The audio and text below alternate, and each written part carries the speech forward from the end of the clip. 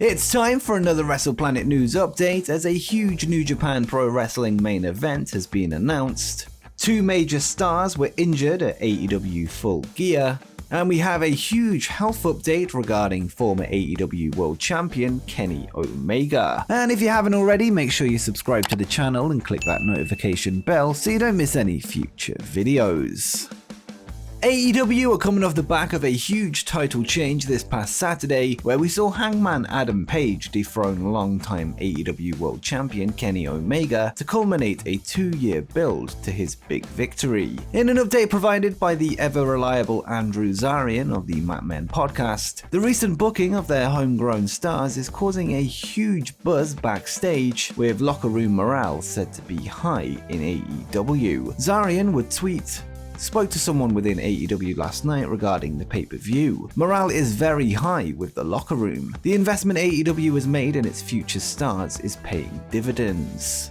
Homegrown talent was very much on show this past weekend as MJF and Darby Allin would open the pay-per-view with an excellent technical masterclass. Jungle Boy would continue his evolution to become a more serious threat, whilst Hangman Page was booked to be the guy in the promotion with his huge main event victory, this just to name a few. Clearly AEW's investment in the future is beginning to pay off as they continue to turn future prospects into top stars.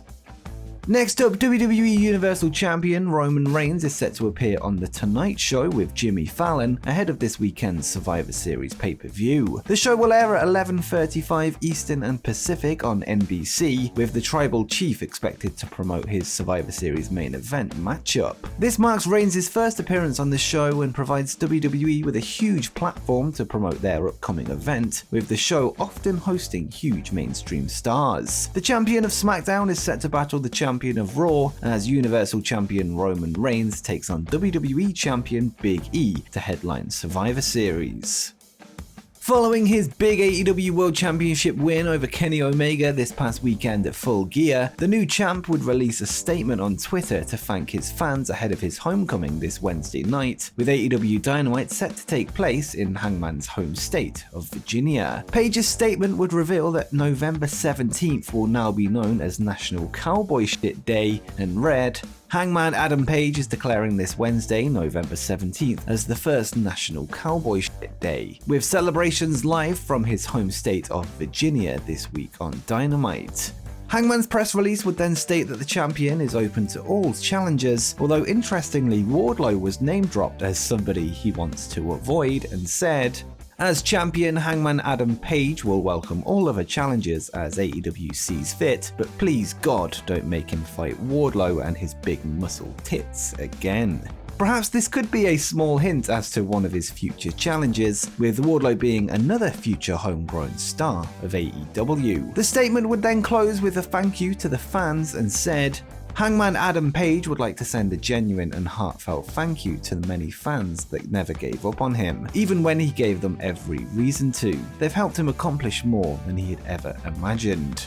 As mentioned, Hangman will return to Virginia for AEW this Wednesday and is set to make his first title defense against Eliminator Tournament winner Bryan Danielson somewhere down the line, with no official date known just yet.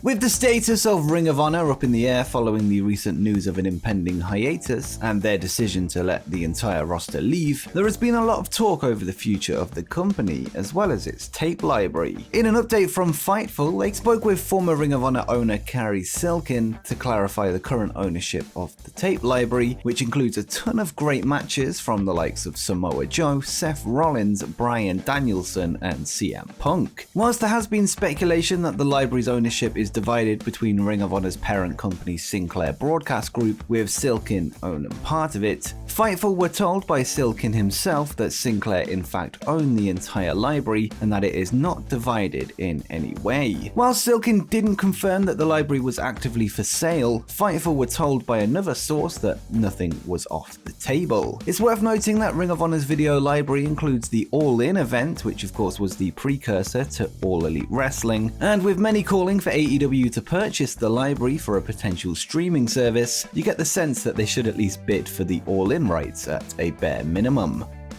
Next up, we have some more news coming out of Ring of Honor as the main event for next month's Final Battle has been confirmed. This past Sunday at the Honor for All event, Jonathan Gresham would defeat Brody King to become the #1 contender for the ROH World title, which means he will now battle Bandido for the belt. This follows Gresham's recent Ring of Honor Pure title loss to Josh Woods at Death Before Dishonor in September, after which he announced his intentions to win the ROH World Championship. Gresham is coming off the back of a 317-day reign as the Pure Champion and is tipped by many to end Final Battle as the new World Champion. Final Battle is scheduled for Saturday, December 11th in Baltimore, Maryland, and is the last Ring of Honor pay-per-view before the company goes on hiatus with a planned return set for April 2022. And speaking of main events, one of the headline matches for New Japan Pro Wrestling's Wrestle Kingdom has been confirmed. This time around, Wrestle Kingdom will be a 3-night event on January 4th, 5th and 8th, 2022, with the first 2 nights going down in the traditional Tokyo Dome before the final night in the Yokohama Arena. The main event of Night 2 was confirmed this past Sunday following a confrontation between Will Ospreay and G1 Climax winner Kazuchika Okada. The two would come face to face after Okada's victory over a debuting Buddy Murphy at the Battle in the Valley event in San Jose, California on Saturday night. New Japan would then announce that Ospreay will earn a shot at the IWGP World Heavyweight title that he never lost and will face either Shingo Takagi or Okada, who will fight for the title on Night 1 of Wrestle Kingdom. Will Ospreay was forced to vacate the World Heavyweight belt in May following a neck injury before Shingo Takagi would pick up the vacant title, with Ospreay claiming that Shingo is merely an interim champion whilst carrying his own version of the belt. This past Saturday, AEW would hold the Full Gear pay-per-view, and it seems that 2 top stars may have picked up an injury at the show. Both Eddie Kingston and Malachi Black were scheduled to appear at a convention in New York City on Sunday morning, but they were both unable to attend. The big event convention would announce that both men would miss the appearance due to injuries suffered at the pay-per-view. Kingston then provided an update on Twitter yesterday following reports that he had issues with his shoulder and confirmed that he will not be taking any time off and will be wrestling an NEW independent show on the 20th. This does follow the promotion announcing that he will not be in attendance, but Kingston seems adamant that he will be there. There is still no word on the nature of Malachi Black's injury, although we will bring you any updates when they become available. And in other AEW injury news, it seems that another top star has been working through a shoulder injury. It has been revealed that the former AEW World Champion Kenny Omega worked this past weekend's Full Gear main event with an injured shoulder. On the latest episode of the Wrestling Observer Radio, Dave Meltzer would reveal that he spoke to Omega regarding the injury, noting that he had been having trouble lifting weights, and said, "I don't know if he has no strength, but he can't lift heavy weights with them. The last time we were talking about it, he said he was able to lift the bar, so it's 45 pounds. He told me I can work a match without my shoulders."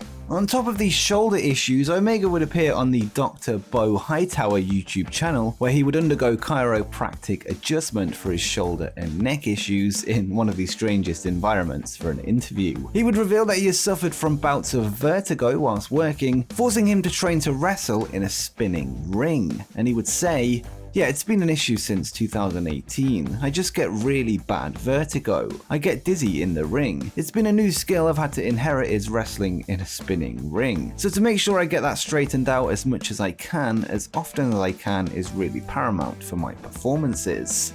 Following the chiropractic adjustments, Omega would see improved movement in his shoulders and neck, although the injury itself was still present during his loss to Hangman Page this past weekend. It seems likely that Kenny could be set to take a break after what has been a hectic year for him, where he has wrestled in multiple promotions as the belt collector, with him seemingly having a lot of issues that need fixing. Now seems like the perfect time for him to take some time away after losing the AEW World Championship, although there has been no word on if this is the plan as of this recording. And before you go, make sure you check out my video where I discuss 10 UFC fighters that are perfect for WWE or AEW.